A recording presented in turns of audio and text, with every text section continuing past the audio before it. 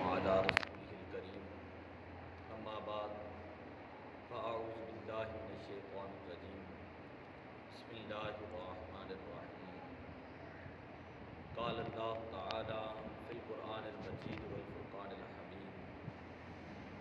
ألا إن أولياء الله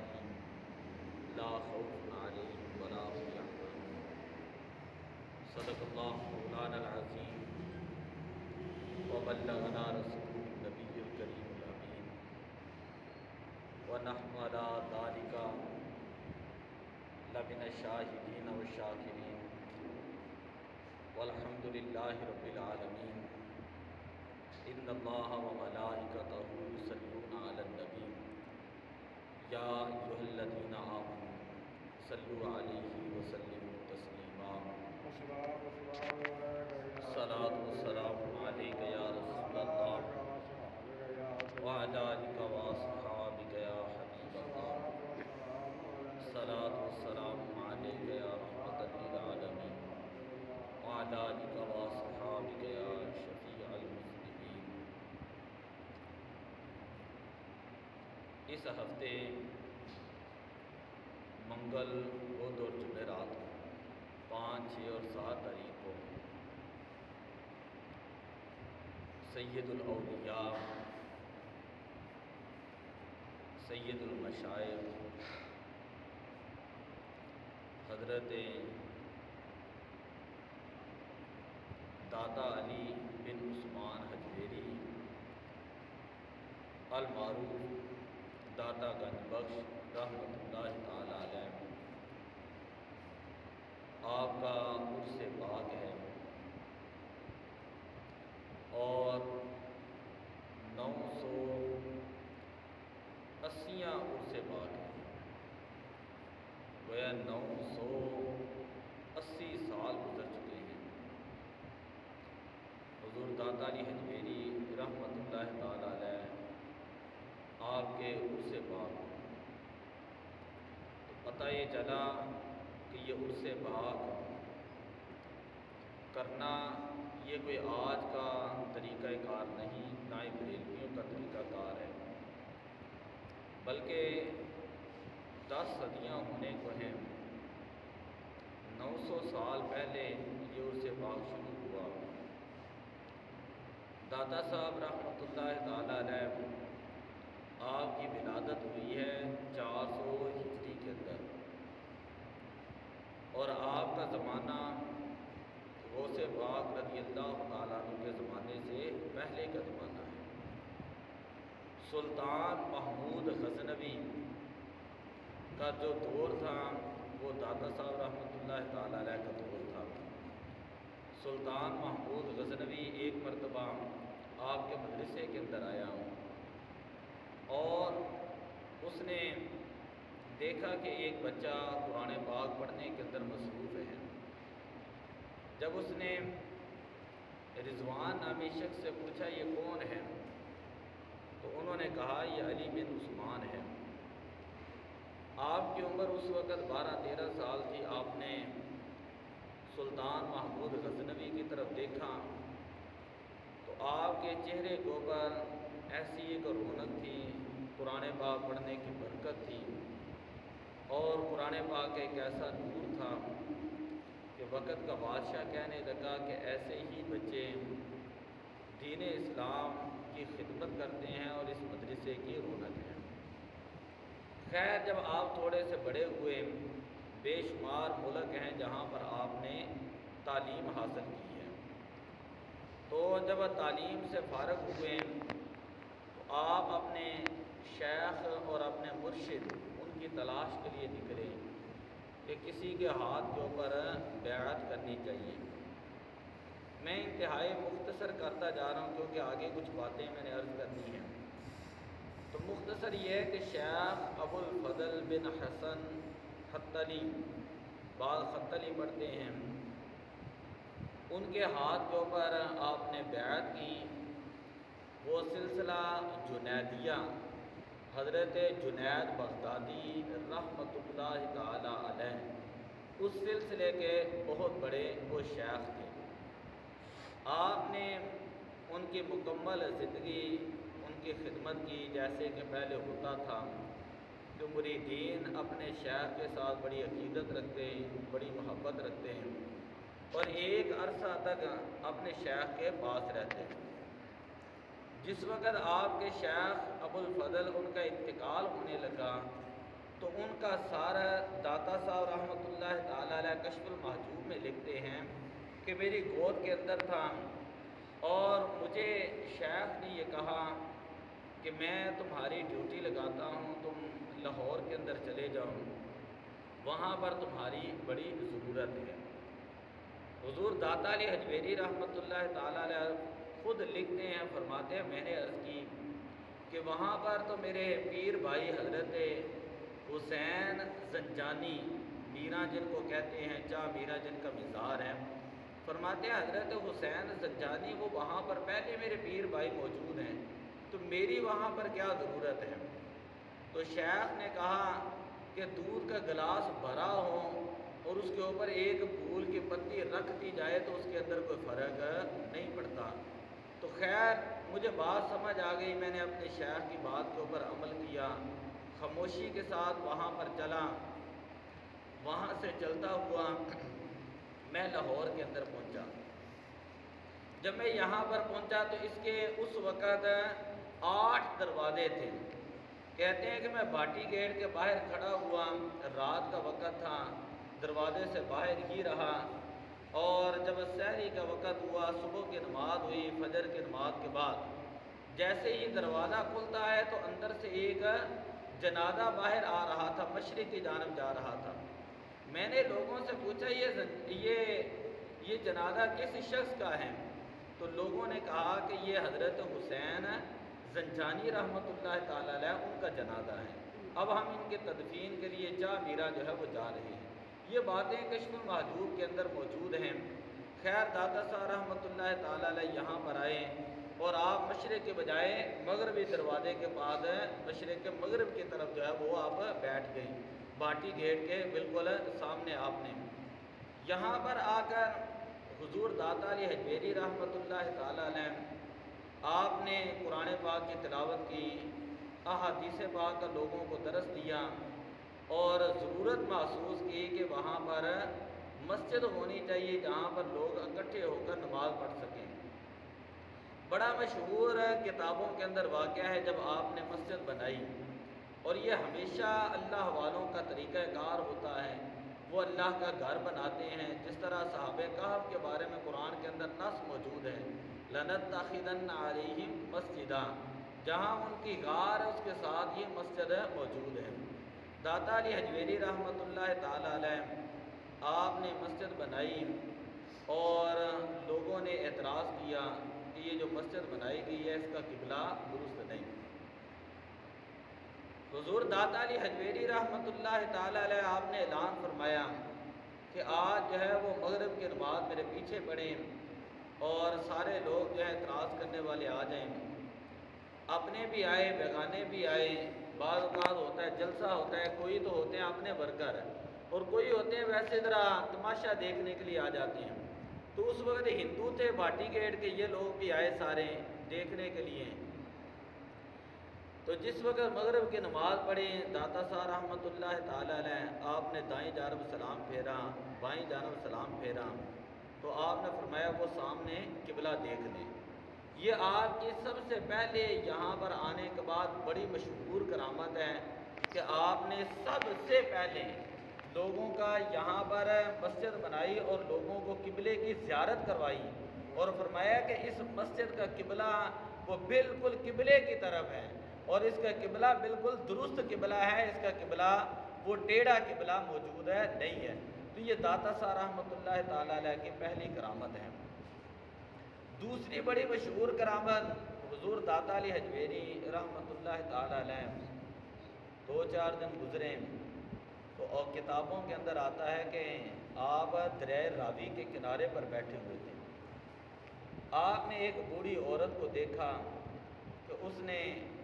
برتن کے اندر دودھ لیا، وہ جا رہی ہے۔ داتا صاحب رحمۃ اللہ تعالی علیہ نے پوچھا کہ کہاں جا رہی ہوں؟ اس نے کہا کہ میں ہمارے ہاں ایک جوگی ہے جس کا نام ہے رائے راجو۔ رائے راجو نام کا جوگی ہے، تو ہم دودھ اس کو دیتے ہیں۔ داتا صاحب فرماتے ہیں کہ یہ دودھ آج ہمیں پیش کر دیں۔ اس بوڑھی عورت نے کہا کہ اگر ہم اس جادوگر کو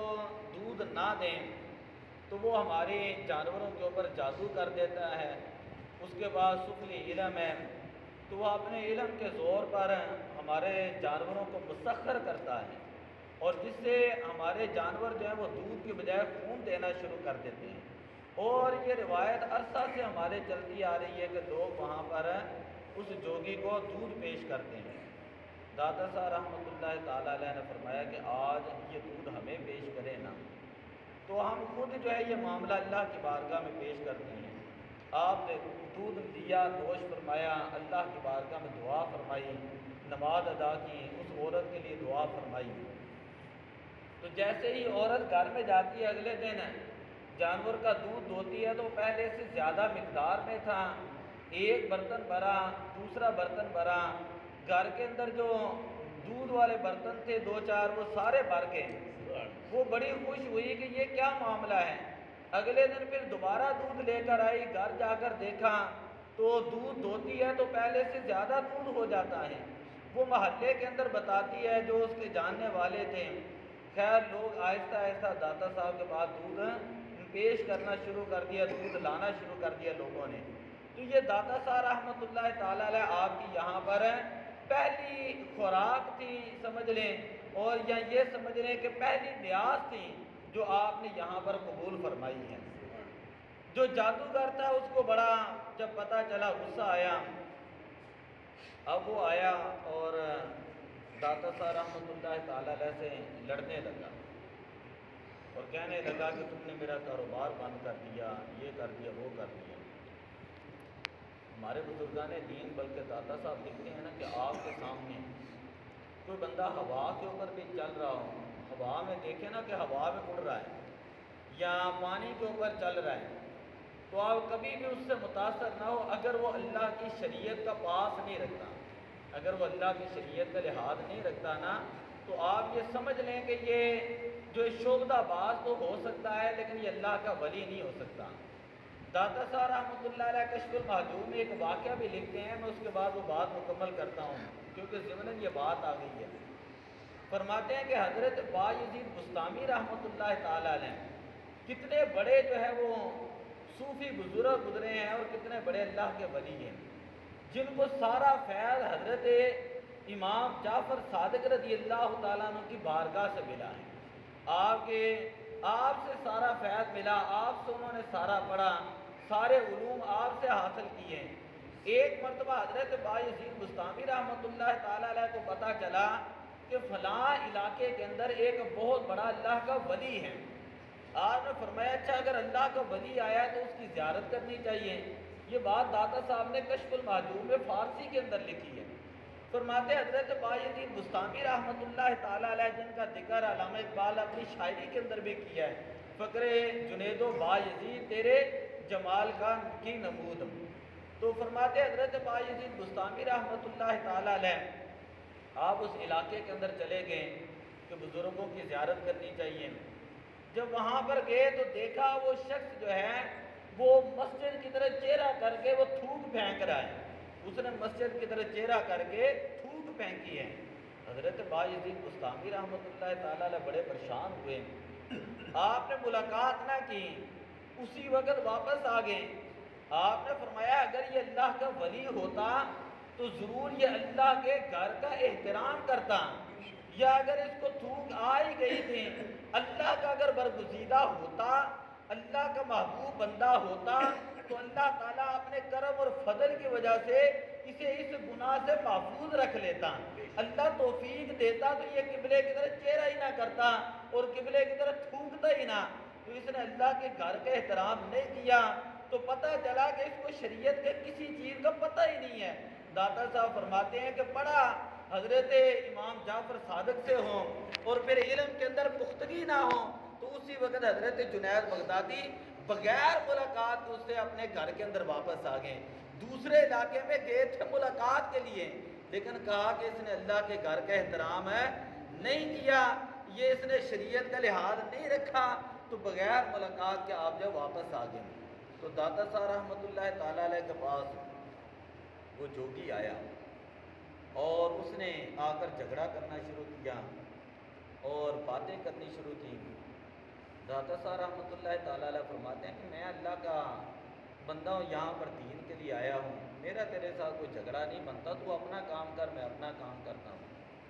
اس نے کہا میں آپ کو اپنے چیزیں دکھاتا ہوں، میرے جادو کا آپ کو پتہ نہیں ہے، میں ہوا کے اندر اڑ لیتا ہوں۔ یہی کتابوں کے اندر واقعہ لکھا ہوا ہے، آپ نے 1000 بار سنا ہوگا۔ جب وہ ہوا کے اندر اڑنے لگا تو حضور داتا علی حجویری رحمۃ اللہ تعالیٰ علیہ آپ نے اپنی کھڑاویں جو ہے جو نیچے لکڑ کی ہوتی ہیں، اوپر تھوڑا سا ہوتا، آپ نے اپنی کھڑاویں ہوا کے اندر بلند کی، وہ اس کے سر کے اوپر پڑتی ہیں بار بار، اور اسی وقت وہ نیچے آ جاتا ہے، پھر وہ اڑنے کی کوشش کرتا ہے، داتا صاحب پھر اپنے جوتے پہنتے ہیں، وہ اس کے سر پہ پڑتے پھر نیچے آ جاتا ہے۔ تیسری مرتبہ اس نے کہا ہو سکتا ہے میرا فلاں منتر نہیں چلا، فلاں جادو نہیں چلا، فلاں ترکیب نہیں چلی۔ تیسری مرتبہ جب اڑنے لگا، داتا صاحب پھر اس کے سر کے اوپر جوتے پھینکتے ہیں، جو اس کے سر پہ لگتے ہیں اور وہ نیچے آ جاتا ہے، اور اس کو سمجھ آ گئی کہ یہ یہاں پر جادو کا کام نہیں، یہ واقعی کو اللہ کا نیک بندہ آیا ہوا ہے۔ اور وہ داتا صاحب رحمۃ اللہ تعالیٰ علیہ کے قدموں کے اندر پڑ گیا اور کہنے لگا آپ کے پاس کون سا جادو ہے؟ حضور داتا صاحب فرماتے ہیں میں نے تو صرف بسم اللہ پڑھی ہے، اور میں نے تو صرف سورہ فاتحہ پڑھی ہے، اور میں نے اپنے نانا جان کے دین کے اندر یہ بات پڑھی ہے کہ جس کو کوئی بیماری ہو، اگر کوئی اللہ کا نیک بندہ صرف سورہ فاتحہ پڑھ کر دم کر دیتا ہے، اللہ تعالیٰ سامنے کی بیماری کو دور فرما دیتا ہے۔ فرمایا مجھے پتا تھا کہ تیرے پاس سفلی علم ہے اور تو شعبدہ باز ہے اور تو گمراہ ہے، تو میں نے اللہ کی بارگاہ میں درخواست کی، سورہ فاتحہ پڑھی، اللہ کا قرآن پڑھ کے میں نے اپنے جوتے پھینکے ہیں، تو اسی وقت جو اللہ تعالیٰ نے تجھے ہدایت دے دی ہے۔ تو 980 سال ہو چکے ہیں، 980 سال ہو چکے ہیں، تو آج تک جو ہے وہاں پر لوگ جتنے بھی پورے پنجاب کے اندر جو دودھ بیچنے والے ہیں، گجر برادری ہے یا ویسے لوگ ہوتے ہیں، یہ اس کے علاوہ بھی لوگ اپنی عقیدت کے طور پر وہاں پر نیاز کے طور پر دودھ لے کر جاتے ہیں، اور دنیا کی سب سے بڑی دودھ کی سبیل اور خالص دودھ کی سبیل بغیر ایک پانی کے قطرے کے، اگر موسم ہو برف ڈالتے جس طرح آج کل کا موسم ہو تو ایک الگ مسئلہ ہے نا، لیکن خالص دودھ اگر کسی کو ملتا ہے نا، وہ داتا صاحب کے دربار کے اوپر جا کر ملتا ہے۔ آپ اگر کوئی عام میں سے شخص اگر کوئی داتا صاحب کے نیچے سین میں گیا ہے تو اس کو پتہ چلے گا کہ سین کے اندر 3 قبریں ہیں، اور اس طرف سے جو ہے اگر جائیں، ایک تو پرلا بازار ارلے بازار کی طرف سے جو جائیں تو جو دروازہ ہے اس کے نیچے اگر جائیں تو وہاں پر ایک انگریز کی قبر ہے۔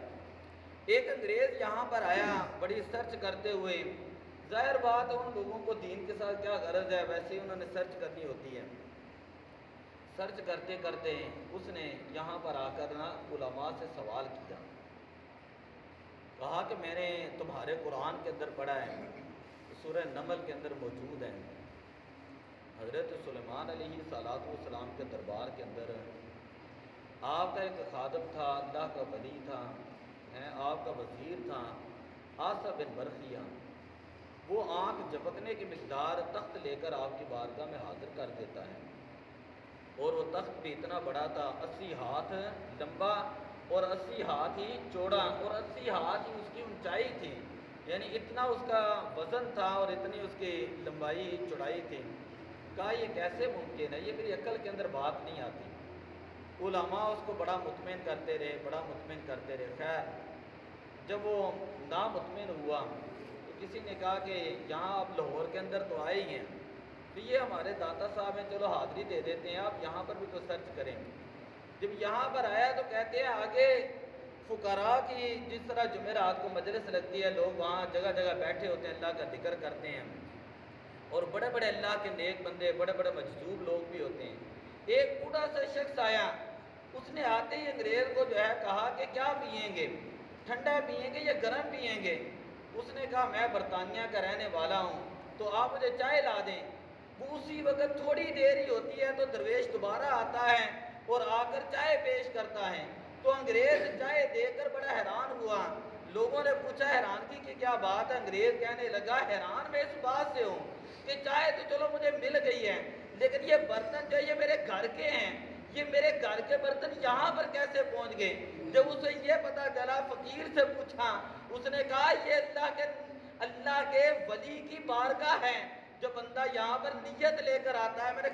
کھانا ہے، اسی وقت اس کو کھانا مل جاتا ہے۔ کوئی کہتا ہے میں نے مکھانے کھانے ہیں، اسی وقت اس کو مل جاتے ہیں۔ کوئی کہتا ہے میں نے دال روٹی کھانی، اسی وقت مل جاتی ہے۔ جب تو آیا تھا مجھے پتہ چل گیا تھا تیری نیت کیا ہے، میں نے اسی وقت داتا صاحب کی بارگاہ میں عرض پیش کی ہے، اور جب تو نے چائے کہا تو اسی وقت لا کر میں نے تیرے برتنوں کے اندر تجھے چائے پیش کر دی۔ پھر وہ انگریز مسلمان ہوا، اور یہ لکھی پڑھی بات ہے، وہ تصوراتی بات تو نہیں ہے۔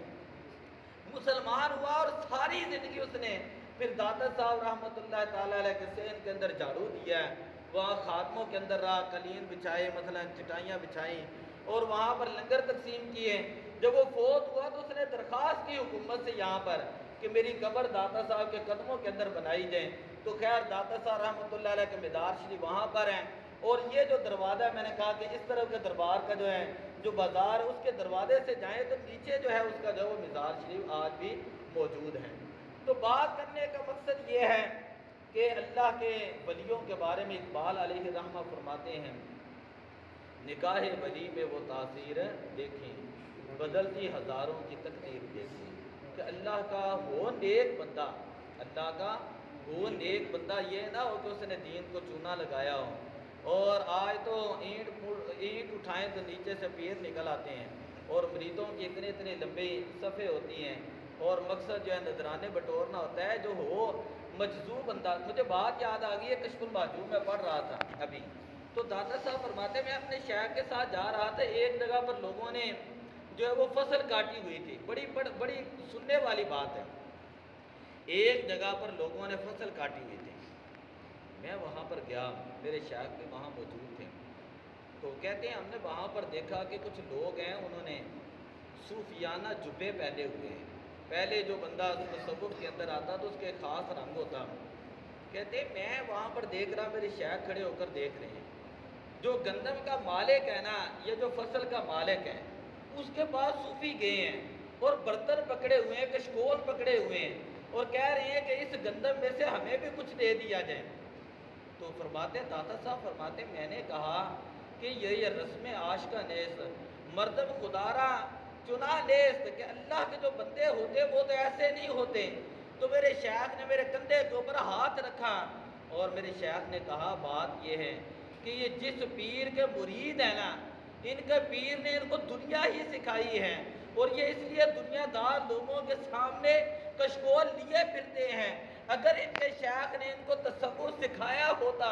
اللہ کی بارگاہ کا درس دیا ہوتا، اور دنیا سے بے رغبتی کا درس دیا ہوتا، اور توکل کے سبق پڑھائے ہوتے، تو یہ آج دنیا دار کے سامنے اس طرح کشکول لے کر کھڑے نہ ہوتے، یہ اللہ کی طرف مشغول ہوتے، اللہ کی عبادت کی طرف مشغول ہوتے، اور دنیا دار لوگ جو ہیں وہ ان کے پاس آ کر ان کو رزق کا جو ہے وہ سامان پہنچا رہے ہوتے۔ فرمایا یہ اپنے دین میں پختہ نہیں ہے، یہ اپنے تصوف میں پختہ نہیں، یہ اپنی طریقت کے اندر پختہ نہیں، اسی لیے یہ دنیا داروں سے جا کر یہ مانگ رہے ہیں۔ خیر داتا علی حجویری رحمۃ اللہ تعالیٰ علیہ، آپ نے کشف المحجوب کے اندر ایک واقعہ لکھا ہے، فرماتے ہیں کہ ایک تھے تبع تابعی، ایک تھے تبع تابعی، تابعی اسے کہا جاتا ہے جس نے صحابہ کو دیکھا ہو، کسی صحابی کی زیارت کی ہو، اور تبع تابعی اسے کہا جاتا ہے جس نے کسی تابعی کی زیارت کی ہو۔ کہتے ہیں ایک تبع تابعی تھے جن کا نام تھا حبیب بن سلیم الراعی، حبیب بن سلیم، ان کا معمول یہ ہوتا وہ فجر کے بعد گھر سے بکریاں لے جاتے ہیں اور سارا دن بکریاں چراتے ہیں، عصر کے وقت وہ واپس عصر کی نماز پڑھنے کے بعد واپس گھر میں آتے ہیں۔ داتا صاحب فرماتے ہیں کہ ان کو ایک بزرگ ملنے کے لیے چلے گئے، بڑی سننے والی بات ہے، ذرا میری طرف توجہ کریں۔ کہتے ہیں حضرت حبیب کو ایک شخص ملنے کے لیے چلا گیا، جب ملنے کے لیے گیا تو کیا دیکھتا ہے کہ وہ بزرگ نماز پڑھ رہے ہیں، وہ بزرگ کیا کر رہے ہیں؟ نماز پڑھ رہے ہیں، اور ان کی بکریاں چر رہی ہیں، اور ریوڑ جو ہیں وہ اسی طرح موجود ہیں، اور جو بھیڑیے ہیں وہ ان کی بکریوں کے ارد گرد باڑ بنا کر کھڑے ہیں، ان کی بکریوں کی نگرانی کر رہے ہیں۔ کہتے جب میں گیا تو وہ میری طرف جو ہے بڑھ کے، یعنی مجھے جو ہے وہ سمجھتے تھے کہ جیسے میں ان کو شکار کے لیے آیا ہوں۔ خیر جب میں ان بزرگوں نے سلام پھیری، میں ان کے پاس پہنچا تو میں نے کہا باقی باتیں تو بعد میں ہوں گی، میں اس بات سے بڑا متاثر ہوں، آپ نماز پڑھ رہے تھے اور آپ کی بکریاں چر رہی ہیں، اور جو بھیڑیا ہیں، بھیڑیوں کا کام ہے بکریوں کو چیر پھاڑ کرنا، یہ بھیڑیے آپ کی بکریوں کی نگرانی کر رہے تھے۔ مجھے یہ بات سمجھ نہیں آئی کہ یہ بھیڑیا ہے، اس بھیڑیے نے آپ کی بکریوں کے ساتھ کب سے دوستی کر لی ہے؟ تو کہا کہ انہوں نے صرف مجھے ایک ہی جملہ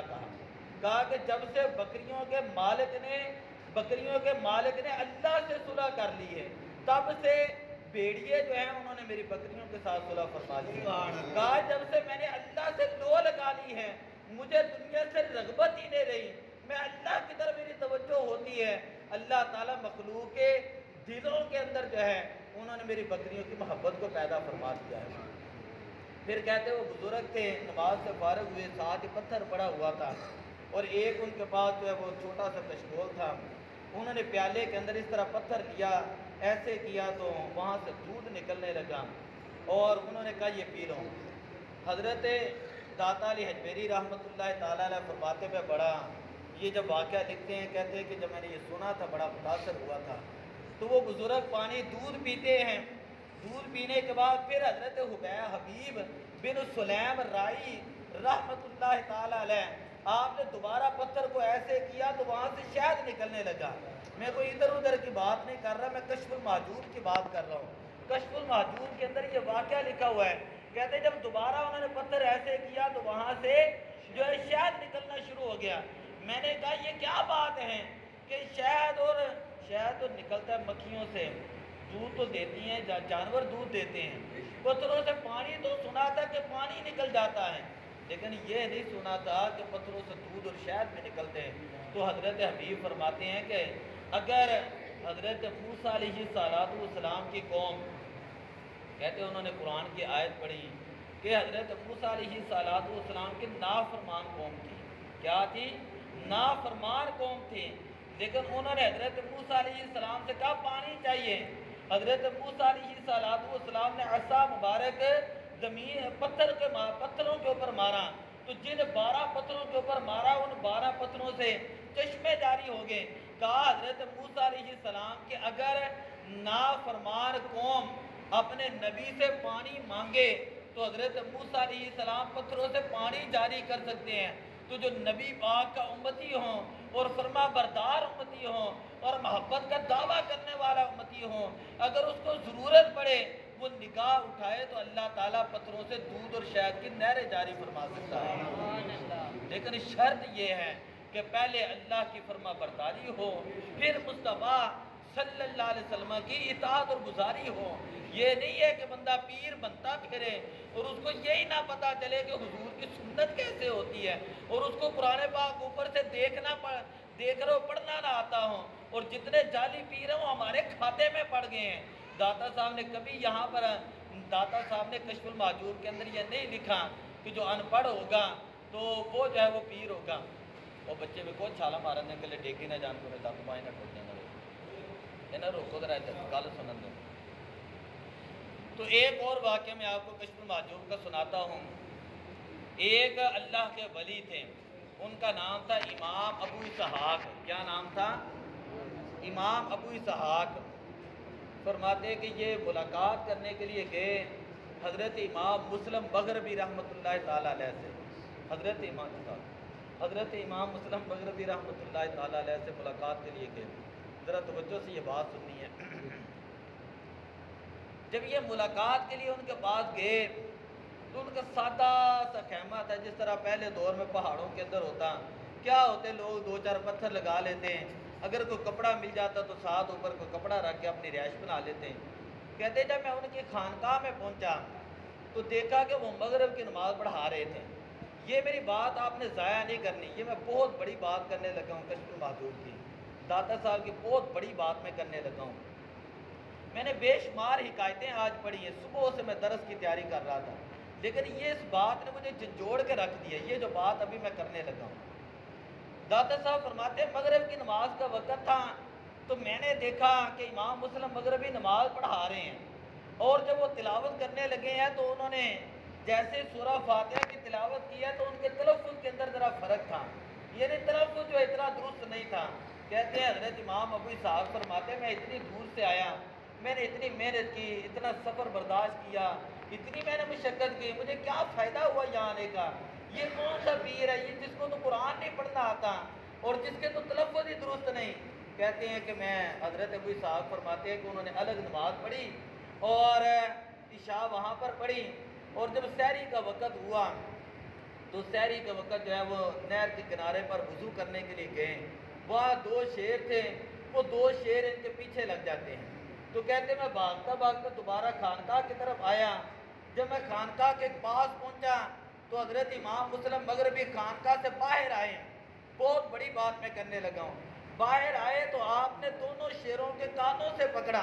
دونوں شیروں کو ان کے کانوں سے پکڑا اور کہا میں نے تمہیں کتنی مرتبہ کہا ہے جو میرے مہمان ہوتے ہیں تم ان کو تنگ نہ کیا کرو، تمہیں پتہ ہے اللہ کے کتوں تم میرے مہمانوں کو کیوں تنگ کرتے ہو؟ کہتے ہیں انہوں نے ایک ایک لگائی، وہ شیر اسی طرح ان کے قدموں میں بوسہ دے کر واپس چلے گئے۔ حضرت ابو اسحاق فرماتے میں بڑا متاثر ہوا، میں نے حضرت امام مسلم مغربی سے پوچھا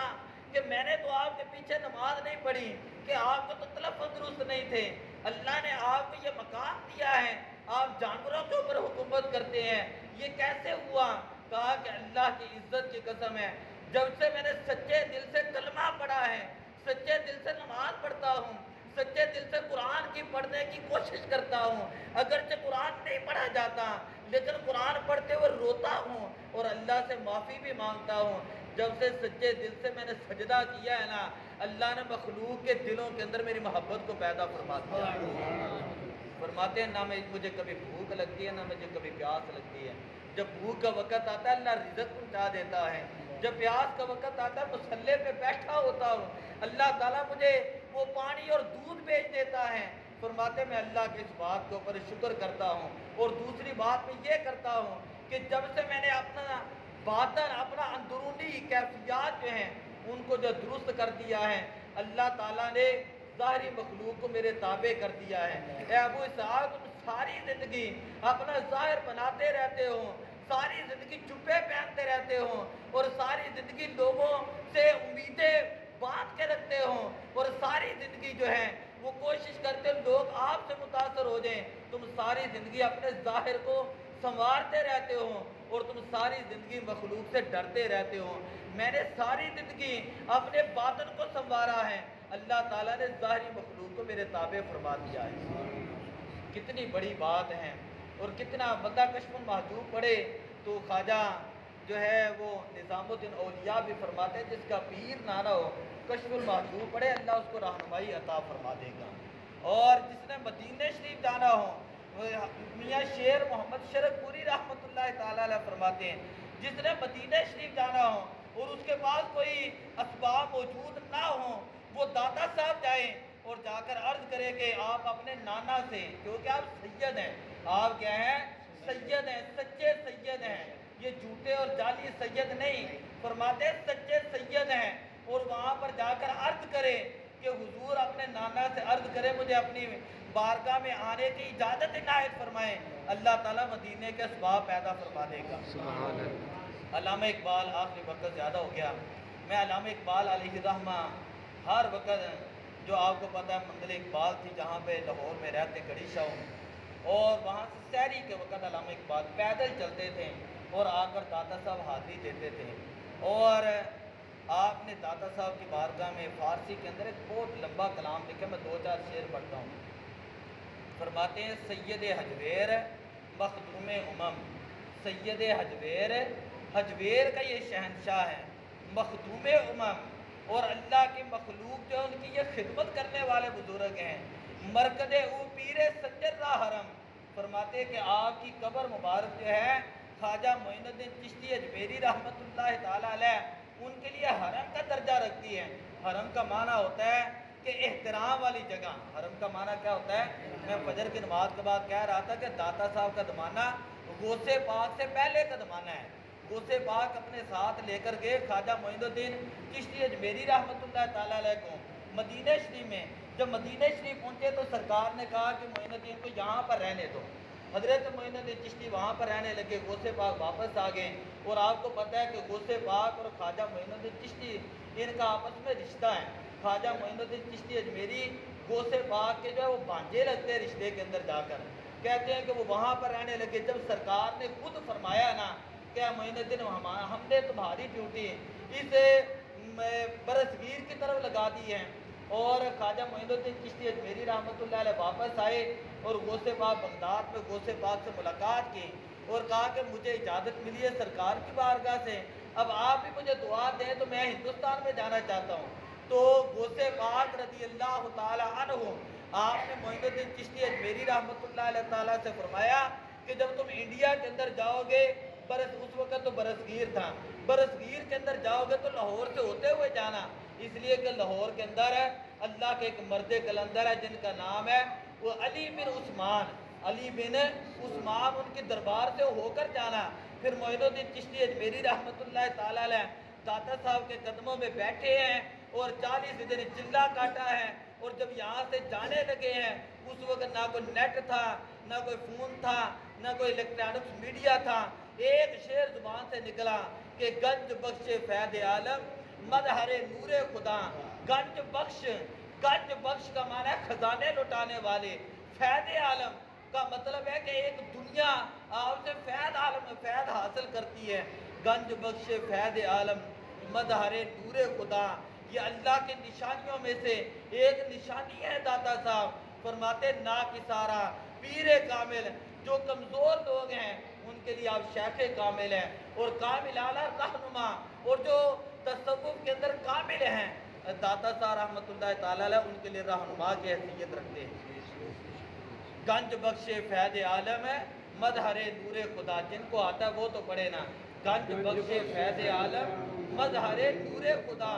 ناکسارا پیر کامل, کامل اعلیٰ رہنما. ہم یہ سمجھتے ہیں ہماری یہاں سے آپ کی بارگاہ میں حاضری ہو گئی ہے. خیر علامہ اقبال نے کہا سید حجویر مخدوم امم مرکز او پیر سنجر راہ حرم خاک پنجاب از دم او زندہ گشت, کہ پنجاب کے اندر جتنے ولی بنتے ہیں نا, جس کو جو فیض ملتا ہے خاک پنجاب از دم او زندہ گشت, یہ وہ داتا صاحب آپ کی وجہ سے فیض مل رہا ہے. صبح ماہ مہر او تابندہ گشت, کہ ہماری جو صبح ہیں وہ داتا صاحب کے سورج کی وجہ سے روشن ہے. پھر فرماتے ہیں عہد فاروقی از جمالش زندہ شد, داتا صاحب نے اتنا یہاں پر کام دین کا کیا ہے, اتنا یہاں پر دین کا کام کیا, ہر طرف جو ہے وہ دین کی بہاریں لگ گئی. فرماتے ایسے لگتا تھا جیسے حضرت عمر فاروق کے دور کی یاد تازہ ہو چکی ہے. عہد فاروق از جمالش زندہ شد از نگاہش بادشاہ خانہ باطل خراب, کہ داتا صاحب رحمۃ اللہ تعالیٰ علیہ آپ نے جب جتنی نگاہ اٹھائی ہے, جس طرف نگاہ اٹھاتے تھے جتنے بت قدے تھے وہ سارے کے سارے مسجدوں کے اندر تبدیل ہو چکے تھے. جو بت قدے تھے, بت پرست لوگ تھے, ہندو لوگ تھے, وہ اپنے بتوں کی پوجا چھوڑ کر مسلمان ہو گئے اور انہوں نے اپنے بت قدے جو ہیں انہوں نے مسجدوں کے اندر تبدیل فرما دیے. پاسبان عزت ام الکتاب, پاسبان عزت ام الکتاب. میں دوبارہ جملہ کہنے لگا. داتا صاحب کے بارے میں اقبال کہتے ہیں کہ پاسبان عزت ام الکتاب, داتا صاحب رحمۃ اللہ تعالیٰ علیہ قرآن پاک جو اللہ کی کتاب ہے اس کی حفاظت کرنے والے تھے اور اس کی ناموس کے پاسبان تھے. جب کہیں بھی شریعت کے خلاف مسئلہ دیکھتے تھے اسی وقت داتا صاحب بولنا شروع کر دیتے تھے پاسبان عزت ام الکتاب. تو آج ہمیں کوشش یہ کرنی چاہیے, کوشش ہمیں یہ کرنی چاہیے, جو تو نہیں جاتے تو ان کی تو ہم بات ہی نہیں کرتے, اختلافی بات تو ہم کرتے ہی نہیں ہیں. ہم یہ کہتے ہیں کہ 980 سال ہو چکے ہیں, 980 سال. یہ داتا صاحب کا مزار ہے. میں وہاں پہ اتنا عرصہ پڑھتا رہا لوہاری گیٹ میں, تو آپ وہاں لوہاری سے باہر نکلے نارکلی ہے, جیسے نارکلی کے بازار میں جائیں, یہ سامنے قطب الدین ایبک مسلمانوں کا بادشاہ ہے, مسلمانوں کا بادشاہ, مغلیہ خاندان کا بادشاہ, 40-50 سال یہاں پر حکومت کرنے والا بادشاہ. اس کے دربار پہ کوئی جاتا نہیں ہے, لیکن داتا صاحب رحمۃ اللہ تعالیٰ علیہ کے دربار پہ ہم نے خود دیکھا ہے رات کے 12 بجے بھی جا رہے ہیں، اللہ تعالیٰ اس کو وہاں پر فیض عطا فرما رہے ہیں۔ اگر دن کی گرمی کے اندر جا رہے ہیں، سردی کے اندر لوگ جا رہے ہیں، بڑی بڑی لوگوں نے کوششیں کی، داتا صاحب کے دربار کے اوپر جو ہے وہ حملے بھی کیے گئے، داتا صاحب رحمۃ اللہ علیہ کے دربار کے اوپر خود کچھ دھماکے بھی کیے گئے کہ لوگ یہاں پر آنا چھوڑ دیں، لیکن جن کو تو فیض ملتا ہے، صبح باتیں کر رہے تھے تو یہاں پر شاید کہیں میرے والد صاحب ہوں، تو انہوں نے ایک چھوٹی سی بات کہہ دی، مجھے بڑی وہ سارا دن متاثر کرتی کہ داتا صاحب سے پورا لاہور پلتا ہے، تو داتا پورے لاہور کی ماں ہے، داتا پورے لاہور کی ماں کی طرح ہے کہ سارا لاہور جو ہے، وگرنہ تو بڑے بڑے گناہ ہیں وہاں پر جب ہم دیکھتے ہیں، لیکن یہ داتا صاحب کی برکت ہے، اللہ تعالیٰ داتا صاحب کی برکت سے لوگوں کو آج بھی فیض عطا فرما رہے ہیں۔ میں نے وہاں پر دیکھا بڑے بڑے پی ایچ ڈی ہولڈر لوگ ہیں، بڑے بڑے دنیا دار لوگ ہیں، بڑی بڑی عورتیں، بے شک پردہ کیا نہیں کرنا تو چاہیے، لیکن وہاں داتا صاحب یہ نہیں کہتے کہ آ کر تم جو ہے وہ یہاں مجھے سجدہ کرو، داتا صاحب نہیں کہتے کہ آ کر یہاں پر